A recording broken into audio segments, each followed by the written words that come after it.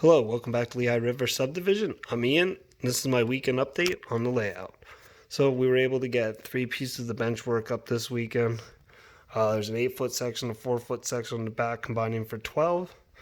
And that 8-foot section that comes off the back wall to there. I need one more piece of bench work for that section that comes out to create that peninsula where the track's laid on the floor. And then we have one more piece of bench work that's got to be created for this side to create that peninsula that comes out. There's room between this wall right here and the layout that gets built here so you can walk down. So the only point on this layout that won't be visible is the section of track that runs through the bench work to cut back to the other side. And the nice thing about this part of the track is I will be able to run point to point on this layout if I want to. And how I'm going to do that is we put this switch right here with this switch that comes off the double track main. It'll run over this way to a staging yard. I'm going to add another switch in this section that goes that way to create a Y. That way if you run around point to point you can. The staging yard probably won't be put in right away. I'm more focused on getting the main line in place and then seeing what I want to do with industries and such. So you can see that section of track is in place. It's just temporarily, I just set it in place. Nothing's glued or fastened.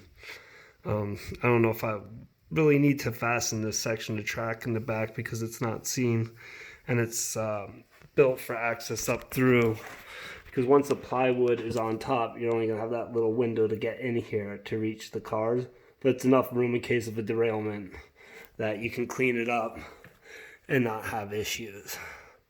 So that was my idea there. Plus it gives me this whole top, which is 2 foot. I do want to do a city with industries and a yard in there. What else did I get done this weekend? We did paint the ceiling flat black above the layout. Fortunately I ran out of paint and I got to do more, so I'll probably do that in the next few weeks to get it past the layout. The bench work is 48 inches high on the 2x6 or 1x6 over here on this piece. The ceiling's down here probably about 6.5, so we got about 2.5 feet to the ceiling from the layout.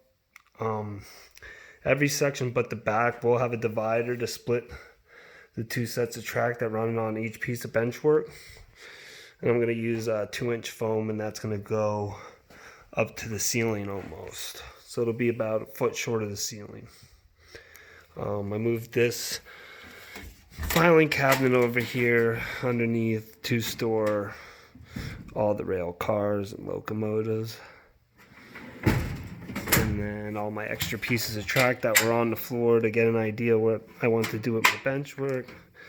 Put them all in here with the paint for the bridge, and I got some paints here to do a paint job on the undecorated passenger car in Lehigh Valley scheme.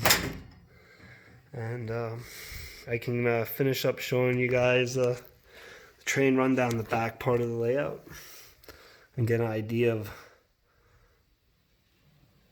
the length of this run here on the back, because we do have 6 cars here.